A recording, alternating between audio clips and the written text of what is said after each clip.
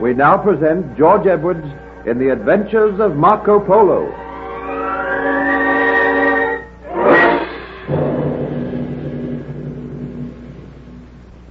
Marco Polo, a magic name, the name of a man who blazed a trail across the world, who faced unknown dangers and penetrated the mysteries of the East and gave Eastern culture to the early Western civilization. Marco Polo, a gay, dashing cavalier, facing death and danger with a laugh on his lips, living and loving, winning new friendships and new loyalties, and leaving a history of remarkable endurance and heroic endeavor, ranking with the great heroes of the world.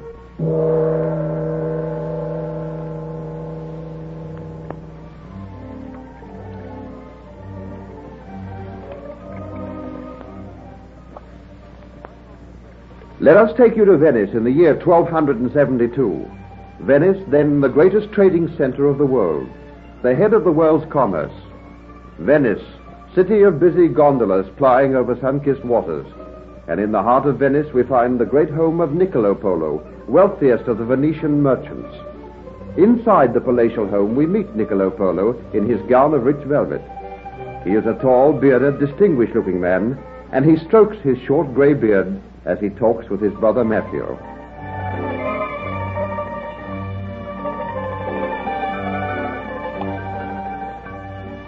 Matteo, my brother, it is high time that my son Marco began to take life seriously. We are the owners of a mighty enterprise, built up by our own ingenuity and resource. You are childless, but I have one son whom I hope will one day carry on this enterprise. Your hopes are vain, my brother Niccolo. I tell you now, as I've told you before, that your son Marco is a worthless young scoundrel. Nothing will make him take life seriously. Your judgment is harsh, my brother. I say that Marco is at heart a great adventurer. And a great spendthrift. Hear me, brother. Do you recall when we were lads, we traveled far and wide seeking new avenues of trade for Venice? Our beloved Venice. I remember well. And are we not men who helped to raise Venice to its present magnificence? Can this mighty firm of ours ever be entrusted to the guiding hand of a worthless spendthrift? You shall not speak thus of my son. I know the day will come when he will prove his worth. And I say that day has come. Look you, Matteo. Here is a map of the world.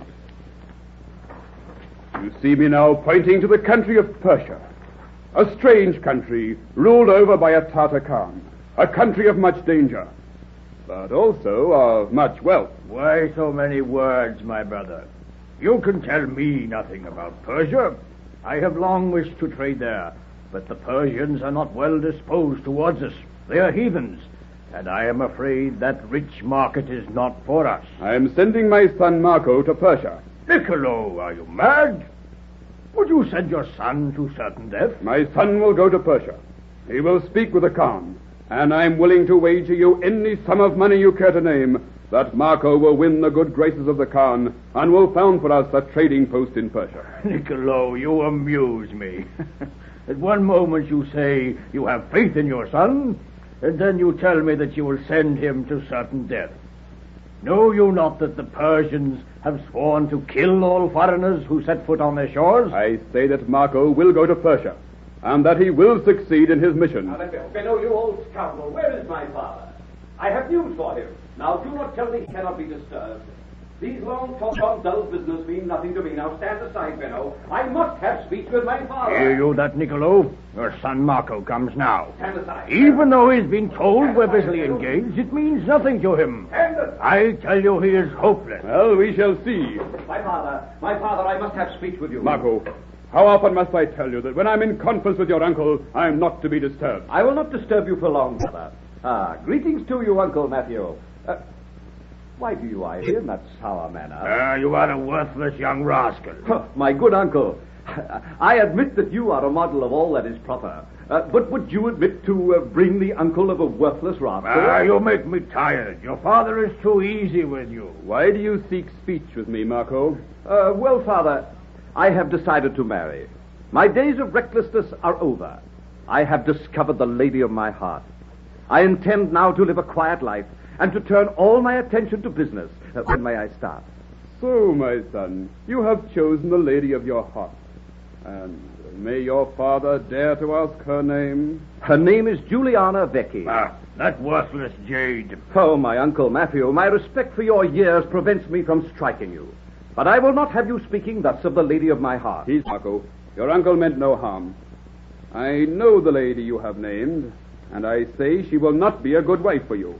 She is too frivolous. Is it a crime to laugh and to be gay in Venice? It is no crime to laugh. But you have yet to prove yourself, Marco. You are no fit man to offer your hand to any maiden. Your behavior is that of an overgrown child. You have no sense of responsibility. Always you talk to me thus. I shall give you a chance to prove your worth. Well, I am anxious to take that chance. Take it, then. It is my desire that you shall leave tomorrow for Persia. Persia? Oh, Father, you are jesting. I am not jesting. You say that I am to go to Persia? Marco, look at this map. Now, see where I am pointing? Uh-huh. This is the route you shall take. Oh, my good father. I know that you appreciate a joke, but let me assure you that I do not appreciate your joke about going to Persia. Why should I go to Persia? Why, I would sooner go to China. Only, of course, I know that is impossible. That is an idea. We might do much trade with China. Now, understand, Father, I am not going to Persia. If I do any work, it shall be here in Venice. Now, I hope to be married within the next few weeks. You are going to Persia, my son. I am not. See, he defies you, my brother. Hear me, Marco. It is seldom that I use my authority with you. It's a great tragedy to me that your mother died when you were but a small child. But you are now a grown man, 18 years of age, and it is time for you to obey my parental orders. I say you go to Persia. And I say I do not. We shall see. Father, it is easy for me to see that you are in no mood to discuss my approaching marriage. But I am sorry I spoke to you in anger. But take my advice and forget this idea of sending me to Persia.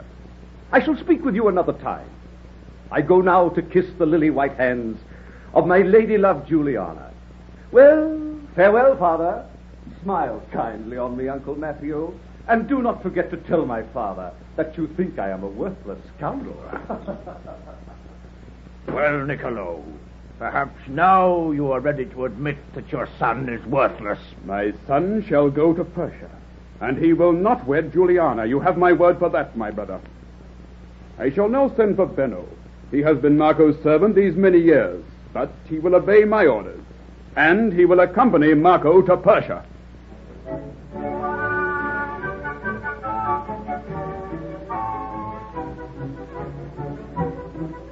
Marco Polo left his father's house. He ran swiftly down the steps and leapt into his waiting gondola. Then, with a gay song on his lips, he steered the gondola over the sparkling waters to the home of his beloved, Juliana Vecchi. That lady received him gladly.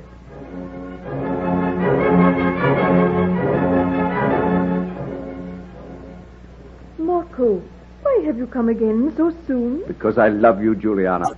Because not all the waters of Venice, all the words of an angry father, all the jeers of a sour-faced uncle can keep me away from you. Why do you speak thus?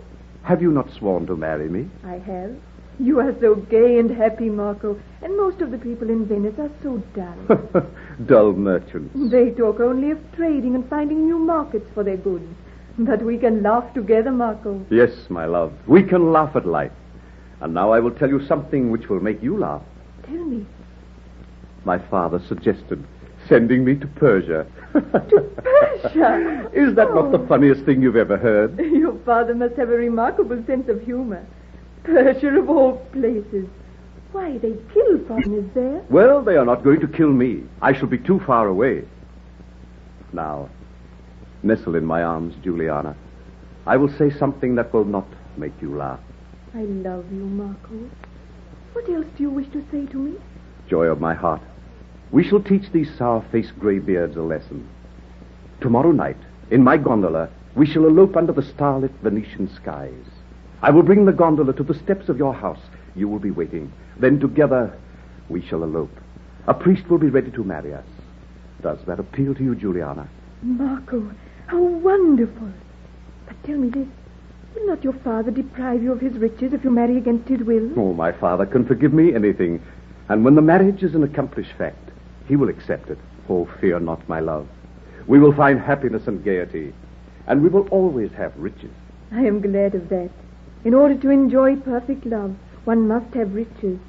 They say that poverty kills love. Well, I am told that even poor people fall in love. Oh, I pity them. Now hearken to me, Juliana. I will tell my plans for tomorrow night. We shall take Benno, my trusted servant, with us, and we shall go to a realm of happiness. Not to Persia. Not to Persia.